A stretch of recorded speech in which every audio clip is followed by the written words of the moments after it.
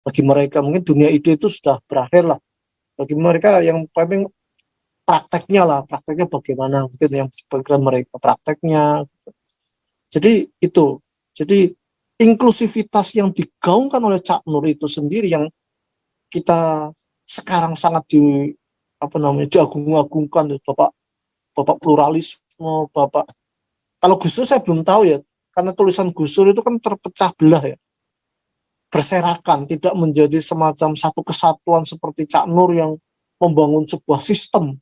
Tapi apa yang dilakukan Gus Dur kan artikel-artikel berserakan sana sini, dan menurut saya lebih sekuler, memang lebih sekuler ketimbang Cak Nur yang selalu menyitir ayat-ayat Al-Quran. Jadi saya tidak berani mengkritik apa yang dilakukan Gus Dur karena saya belum membaca keseluruhan. Jadi tulisan, karena saya membaca di Ilusi Negara Islam itu ada teman saya masuk, Teddy Holidin juga menulis di situ. Ilusi Negara Islam kan dalam bentuk artikel-artikel antologi ya, tulisan-tulisan artikel banyak kemudian dikumpulkan, diedit gitu ya. Dan itu pun sebenarnya serangannya pada kelompok-kelompok radikal, bukan secara secara untuk menunjukkan siapa kita gitu loh. Jadi itu yang saya teliti dari kelompok-kelompok Muslim. Jadi saya sudah, ya maaf ya, mohon maaf, saya sudah oleh kalau mereka itu sebenarnya sudah dianggap anak haram karena melakukan kritik internal yang sangat keras gitu, yang mungkin sudah dikategorikan murtad. Penting sekali, dan itu merupakan awal ya, harus memisah ya, sekularisasi itu sudah tidak bisa ditanggung tawar-tawar lagi, harus memisahkan agama dari negara, tapi itu pasti akan berhadapan dengan tembok yang sangat keras, akan mendapatkan benturan, dapat serangan gitu, dan akan berdarah-darah. Saya rasa itu kalau sampai kita melakukan sekularisasi harus dibayar dengan harga yang sangat mahal gitu. Ya. Dan itu perlawanannya pasti dari mana-mana, dan tidak bisa dilakukan oleh satu dua orang. Kerja raksasa yang dilakukan oleh berbagai elemen dan bersatu, dan tidak hanya dari satu agama gitu, dari segala pihak, ekonomi, politik, sosial, dan itu semua elemen. Dan saya rasa ya berat ya, sampai sekarang masih belum cita-cita lah gitu.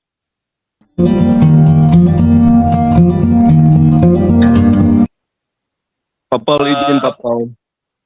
Ada Bu Tumbar ini yang mau ini, tapi ya silakan Bung Meta sebelum Bu Tumbar. Ya, terima kasih Pak Rajauti. Ya, Shalom Pak Paul, Pak Ahmad Fauzi. Ya, pada kesempatan ini saya mencoba menatap Islam ya di Indonesia hari ini dengan faktanya secara umum, menggunakan kacamata cinta kasih nih Pak. Ya, terlihat dengan banyaknya kejadian-kejadian intoleransi atas nama agama yang dilakukan umat Islam ya. Kemudian perilaku hukum yang jauh dari keadilan dan berpihak kepada yang beragama Islam terkait kasus pelanggaran ITE, pencemaran nama baik, dan tuduhan penistaan. Contoh perbandingan antara kasus MKC versus Yahya Waloni, bahkan Abdul Somad yang masih dibiarkan tidak terjamah hukum sampai hari ini, dan banyak kasus lainnya ya. Kemudian tingkat tingginya diskriminasi berlaku nyata dalam berbagai lingkungan kerja PNS atau birokrasi, dari kesempatan diterima kerja, promosi kenaikan pangkat, hingga menduduki berbagai jabatan tinggi bila tidak beragama Islam. Meskipun kapabilitas yang bersangkutan di atas rata-rata ya, dan sebagainya. Nah, bagaimana bisa mengklaim agama damai yang rahmatan lil alamin apabila dari kacamata cinta kasih terlihat kontradiksi nih. Nah, kembali kita melihat tokoh Islam Nurholis Majid ya, di mana menanggapi gagalnya Islam, beliau mengatakan karena belum memahami spirit Islam. Nah, pertanyaan yang utama yang saya lihat, spirit Islam yang seperti apakah yang dimaksud oleh Nurholis Majid, Pak? Mungkin demikian, Pak. Ya. Jadi sebenarnya ini kan saya tidak mengatakan hanya Nurholis Majid ya. Bahkan Buya Syafi'i ataupun Gus Dur pun mengatakan seperti itu. Jadi kalau buku saya dijawab oleh mereka, gagalnya itu bukan gagalnya agama Islam, bukan agama itu sendiri, tapi penganutnya yang gagal memahami atau tidak mengaktualisasikan nilai-nilai Islam yang ada gitu. Dan nilai-nilai Islam yang mana? Nah, itulah yang sebenarnya menjadi pembahasan kita. Mana itu dalam Al-Quran yang bisa menjadi pondasi, Al-Quran dan hadis yang bisa menjadi pondasi bagi munculnya pembangunan kemajuan, gak sepanjang-panjang lah, sains paling mudah lah. Karena sekarang indikator yang paling utama dalam proses kebudayaan dan peradaban adalah sains. Kira-kira dari Al-Quran atau formulasi para ulama mana yang bisa memunculkan bagi proses diseminasi lah, nggak usah memunculkan sains tapi diseminasi penyebaran atau kesadaran tentang hal-hal yang berbau saintifik ya, kesadaran rasional lah umpamanya. Dan ternyata apa? Sampai sekarang Indonesia indikatornya belum ada yang mendapatkan hadiah Nobel. Dari umat Islam pun sangat paling minim gitu dibandingkan agama-agama yang lain, misal Yahudi, Kristen, ataupun Hindu, Buddha gitu.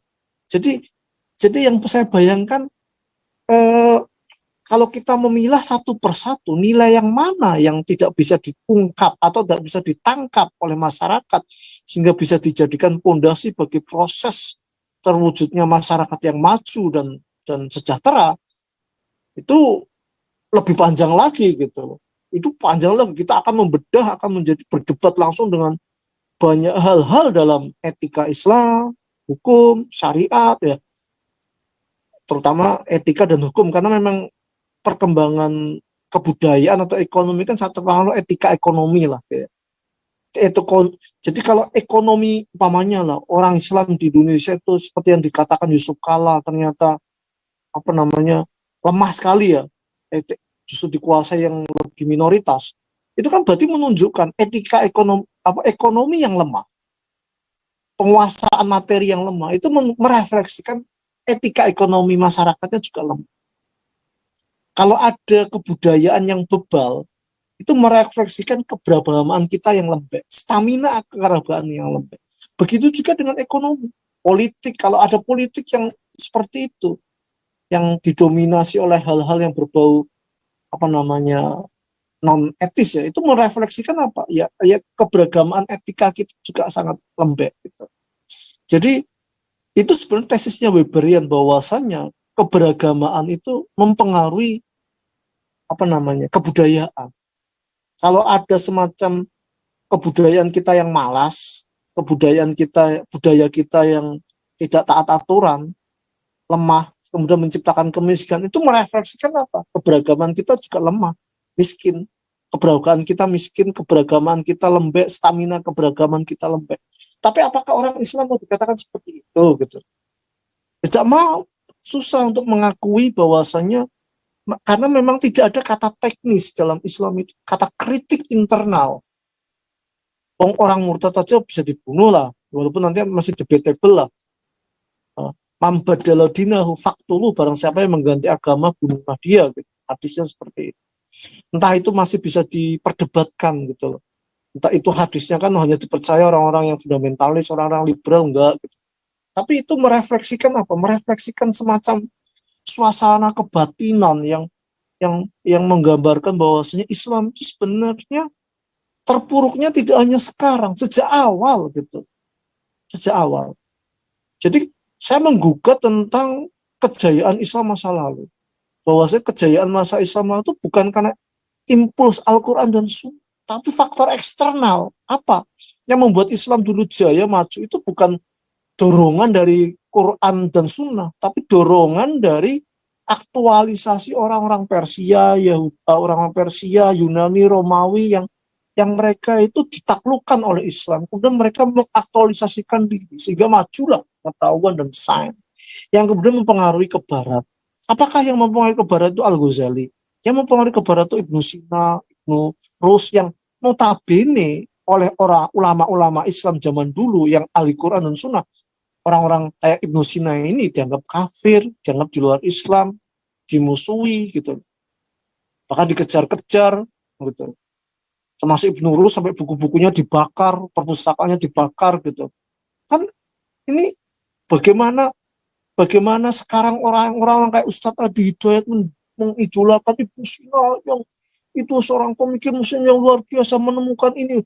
Ya ampun, itu dulu itu Ibnu Sina itu di Museum Ahli Quran dan Sunnah gitu. Begitu Bapak gitu. Ini Iya. ya Jadi kalau boleh secara kritis Pak Ahmad, secara kritis bila boleh disimpulkan bahwa ketakutan Nurholis Majid adalah mengungkap spirit atau betul, fondasi berdasarkan Qurannya itu sendiri ya Pak? Apakah demikian Pak? betul. Ya betul. Contohnya lah, ini yang saya kemukakan tentang pluralisme yang digaungkan oleh Nurholis Majid ya. Dia dikatakan inklusif, terbuka, damai, inklusif ya, sangat terbuka. Inklusif. Dia dia kan tapi inklusivitasnya itu didasarkan pada ini. Kata kul ya ahlal kitab ta'alu ila kalimatin sawa'in bainana wa bainakum alla na'budu illallah wa la nusyrika bihi syai'an wa la yattakhidha ba'duna ba'dun arbaba min dunillah wa in kuntum ta'alu faqul syahadu bi anna muslimun. Jadi dia tuh mengatakan dia ingin merangkul bahwasanya orang-orang selain agama Islam, selain muslimin, ada Yahudi Nasrani itu untuk mencari titik temu, mengajak mereka, ahlul kitab, mari kita bersatu. Itu kan pluralismenya dia. Yahudi Nasrani, Hindu, Buddha itu diajak bersatu untuk menyembah Allah dan tidak menyekutukannya. Betul. Jadi Nurholis Majid itu terpengaruh oleh bukunya Transcendent, bukunya bukunya Fridtjof Schuon yang judulnya itu mencari titik temu agama-agama, yang dibahasakan oleh Nurholis Majid menjadi kalimat sawa, titik temu, kata persama yang diambil dari Al-Quran. Bahwasanya Transcendent Unity of Religion, bukunya Fridtjof Schuon, yang kemudian menjadi majalah sampai sekarang yang diasuh oleh Wahyuni Nafis, ya judulnya titik temu agama-agama, titik temu. Dia itu mengatakan begini, dia ingin mengajak orang lain, orang non-muslim, untuk bersatu dalam beribadah kepada Allah dan tidak menyekutukan selain Allah. Gitu. Kalau kamu tidak mau, ya udah, saya seorang muslim. Jadi pluralismenya, kata gini, qul ya ahlul kitab ta'alu ila kalimatin sawa'in baina. Orang-orang ahlul kitab, orang Yahudi Nasrani, ayo kita bersatu pada kata persamaan, yaitu tidak selalu menyembah Allah dan tidak menyekutukan padanya. Ini kan menurut saya titik temu yang memaksa orang-orang non-muslim untuk masuk kepada Islam dalam bahasa menyembah pada Allah dan tidak menyekutukan. Jadi ini kan egois ya, mengajak orang lain untuk bersatu tapi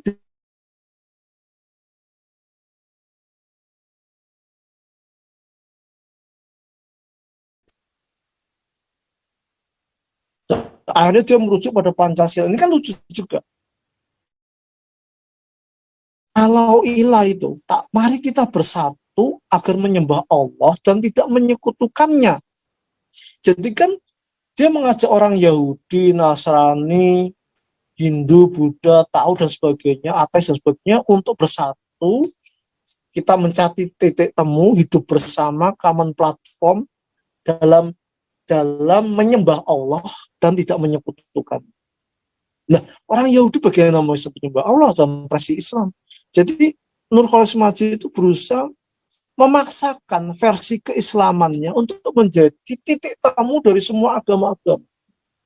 Sehingga seolah-olah teologi Islam yang diformulasikan oleh Nurholis Majid, teologi inklusifnya itu di Indonesia itu diharapkan menjadi titik temu dari Hindu, Nasrani, Hindu, Nasrani, Tionghoa dan sebagainya, dan Kristen dan sebagainya. Apakah itu mampu? Kan terbukti pluralisme yang dilakukan Nurholis Majid itu gagal menurut saya. Gagal. Dan itu hanya sekedar konsep. Kalau kita telusuri konsepnya itu sudah sangat-sangat egoistik ya. Di balik inklusivitasnya muncul arogansi, pemaksaan, gitu loh. Ini yang saya telusuri dan saya tulis di Facebook. Yang nge-like itu yang nge-like itu murid-muridnya Cak Nur kayak Wahyuni Nafis ya, Ahmad Nurholis yang sekarang yang terkenal dengan menikahkan beda agama itu. Terus juga sadar karena mereka yang mengurusi majalah Titik Temu sekarang gitu. Saya sering ketemu, ya mereka hanya tertawa-tawa aja karena memang sekarang dunia ide itu sudah nggak menarik ya. Bagi mereka mungkin dunia ide itu sudah berakhir lah. Bagi mereka yang paling prakteknya bagaimana mungkin yang berpikiran mereka prakteknya. Jadi itu, jadi inklusivitas yang digaungkan oleh Cak Nur itu sendiri yang kita sekarang sangat diagung-agungkan, bapak pluralisme, bapak. Kalau Gus Dur saya belum tahu ya, karena tulisan Gus Dur itu kan terpecah belah ya, berserakan, tidak menjadi semacam satu kesatuan seperti Cak Nur yang membangun sebuah sistem. Tapi apa yang dilakukan Gus Dur kan artikel-artikel berserakan sana sini dan menurut saya lebih sekuler ketimbang Cak Nur yang selalu menyitir ayat-ayat Al-Quran. Jadi saya tidak berani mengkritik apa yang dilakukan Gus Dur karena saya belum membaca keseluruhan. Jadi tulisan karena saya membaca di Ilusi Negara Islam itu ada teman saya masuk Teddy Holidin juga menulis di situ. Ilusi Negara Islam kan dalam bentuk artikel-artikel antologi ya, tulisan-tulisan artikel banyak kemudian dikumpulkan diedit gitu ya. Dan itu pun sebenarnya serangannya pada kelompok-kelompok radikal, bukan secara secara untuk menunjukkan siapa kita gitu. Jadi itu yang saya teliti dari kelompok-kelompok Muslim. Jadi saya sudah mohon maaf, saya sudah oleh mereka itu sebenarnya sudah dianggap anak haram karena melakukan kritik internal yang sangat keras gitu, yang mungkin sudah dikategorikan murtad, ya mungkin sudah menista agama dan sebagainya. Mungkin itu. Terima kasih. Ya, terakhir dari saya mendengarkan presentasi dari Pak Ahmad Fauzi ini, Pak, bahwa untuk memajukan Indonesia dapat dikatakan sangat penting dan saatnya untuk memisahkan politik negara dari politik agama. Bagaimana menurut Bapak Ahmad Fauzi? Terima kasih, Pak. Wah, itu penting sekali. Dan itu merupakan awal ya, harus memisah. Ya, sekularisasi itu sudah tidak bisa ditanggung tawar-tawar lagi, harus memisahkan agama dari negara. Tapi itu pasti akan berhadapan dengan tembok yang sangat keras, akan mendapatkan benturan, dapat serangan gitu, dan akan berdarah-darah. Saya rasa itu kalau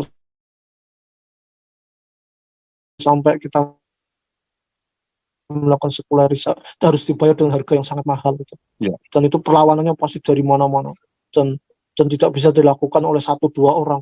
Kerja raksasa yang dilakukan oleh berbagai elemen dan bersatu, dan tidak hanya dari satu agama gitu, dari segala pihak, ekonomi, politik, sosial, dan itu semua elemen. Dan saya rasa ya berat ya, sampai sekarang masih belum cita-cita lah gitu. Terima kasih Pak Ahmad. Terima kasih Pak Paul. Kau bilang kau menang debat, lawan domba yang sesat. Kau bilang banyak yang tobat.